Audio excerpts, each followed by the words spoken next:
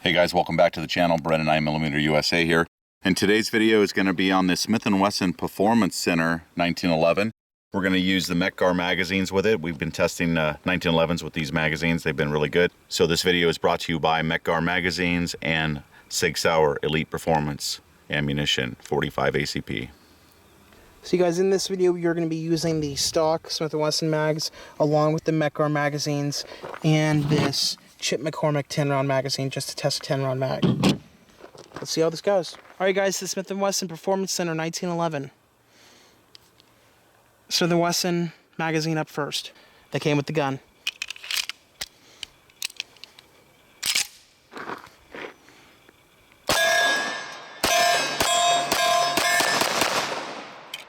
Okay.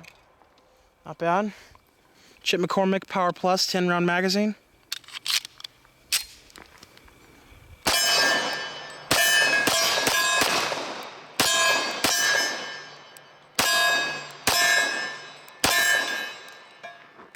Walk back, no problem. And this is going to be a Metgar blued 8-round magazine. Offhand.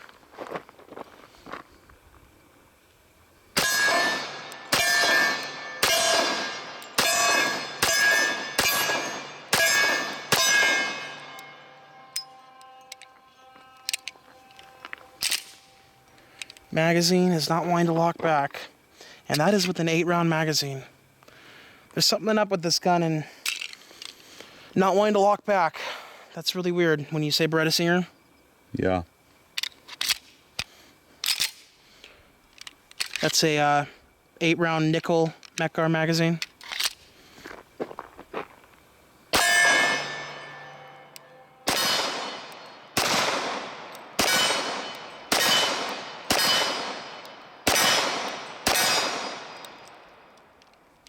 Empty. Let's have you try it next. Okay. All right, guys, the Performance Center 1911 from Smith & Wesson. I find it pretty striking to look at. I think it's a good-looking pistol. I'm not used to these lightning cuts in a 1911, so I don't think I have any of those. This will be new to me. They are very well done. They're not sharp or jagged at all, so it's not difficult to use from here. So you just load it around in the chamber? I know. So you can cock it from the front or cock it from the back. Weapons on safe right here. It does have a dual safety on it, an ambi. So if you're a lefty, it has a slim safety on this side. Not very much metal on this side, unlike the Dan Wesson Specialist. So very similar to the Les Bear Custom. Kind of, yeah. So anyway, let's see how it shoots. So this is a Series 70 1911, just like the Dan Wesson. And this one also has the heavy-duty extractor, just like my Smith & Wesson that we did the video on last. Yep. The engraved.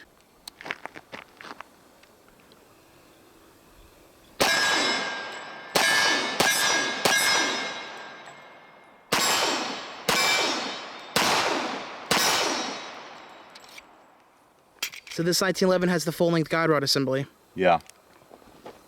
Yeah, it does. So that makes it a little bit different right there.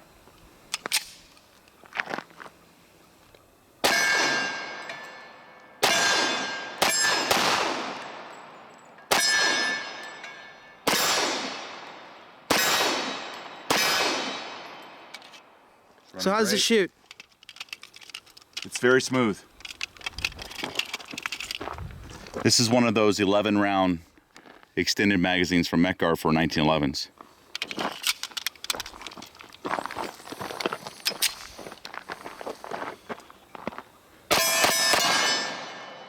Failure.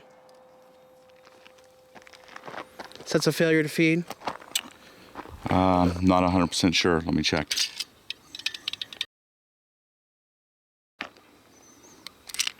Yep. Failure to feed? Ready to feed. Okay.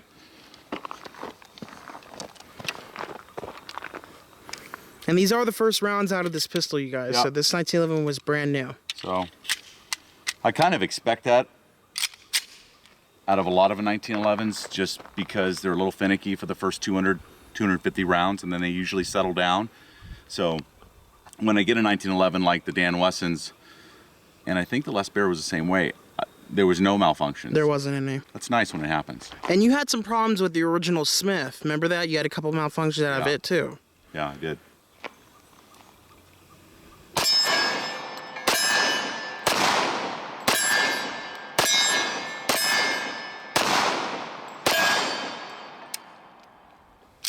So the magazine isn't locking back. Let's try the anti-friction 8-rounder. I only loaded 7 rounds into it.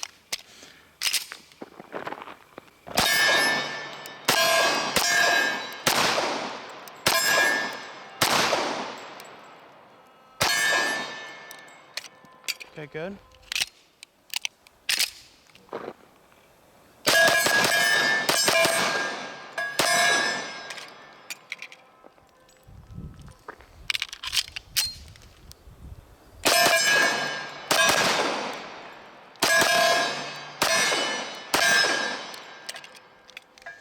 CobraMag.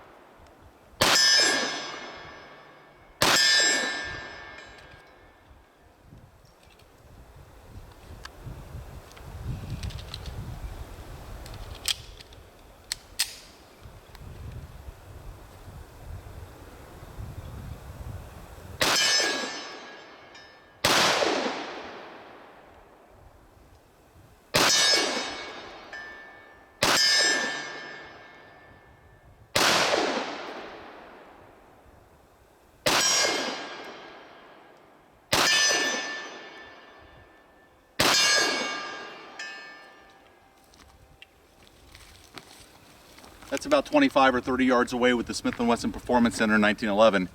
The sights on it are all blacked out, so it takes me a little bit longer to put them exactly where I want them. You better make sure you have that front sight exactly where it needs to be in the rear.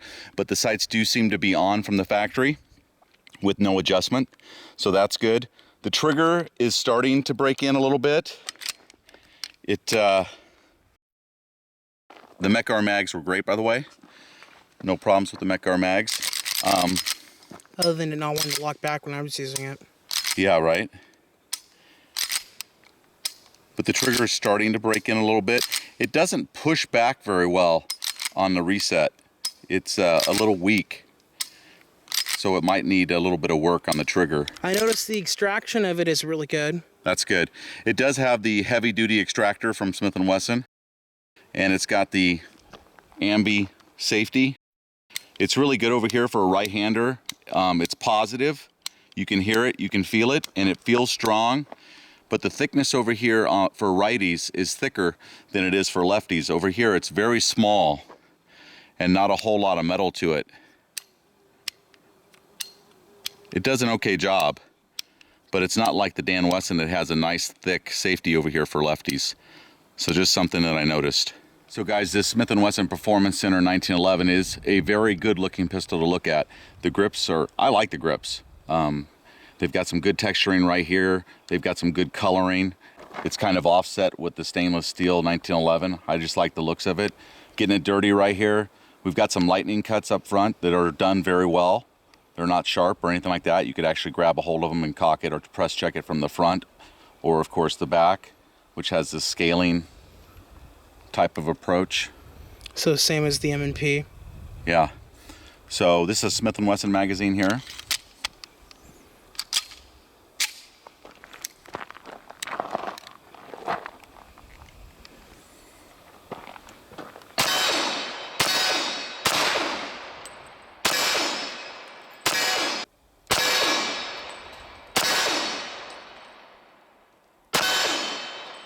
So trying to use both eyes open, a little bit tougher with the all black sights on here, which I already commented on. I kind of like some type of better sighting system than this, but it is adjustable in the rear, which I guess is a plus.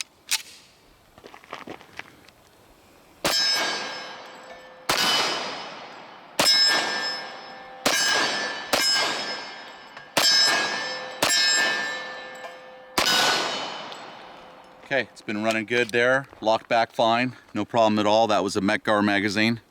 So Metgar makes high quality magazines, as most of us know, and they are the OEM on many manufacturers. So it's a great magazine. No other malfunctions with the Smith & Wesson Performance Center 1911. We had a few malfunctions earlier on with this 1911, which is not uncommon with 1911s when they're new. So since then, it's been running fine, no problems at all. So if you like the looks of it, guys, the price is somewhere around $1,400 to $1,500. So I don't know what they're selling for in your area, but somewhere around the $1,450 price range. So it's more than a 6-hour 1911, more than that excellent Smith & Wesson E-Series engraved that I have, that we just shot in another video. That E-Series engraved was a dynamite value at right around $1,000 for what you got out of that Smith & Wesson. This one is supposed to be a little bit more hand-fitted. It's supposed to be tuned. It's supposed to have a trigger job on it. So those are the major differences besides the cosmetic differences. So a little bit more money put into this one over the E-Series engraved pistol, but I really like that E-Series engraved. So you actually prefer the E-Series over this pistol, probably? Well, when you're talking about 14 or 15 for this, the value is better on the E-Series. And 1,000 for that, I think the value is pretty outstanding on that E-Series engraved, and the trigger's excellent on it. Yep. So, you know, it depends on how much money you have to spend, how much money you want to spend. The 6-hour 1911s are right around $1,000, $1,100 mark, somewhere in there. The E-Series engraved is $1,000. When you're stepping up to $1,400 or $1,500 on this, you're almost to the price of a Dan Wesson Specialist, Dan Wesson Valor, and the like. So, you know, it's just a personal decision on how much money you want to spend. All right, let's go back to the tabletop and finish this up. All right, guys, in closing this video, there's only a couple more things I wanted to mention. Do keep in mind that this Smith & Wesson is a 70 series 1911. Unlike my original Smith & Wesson 1911, it is an 80 series.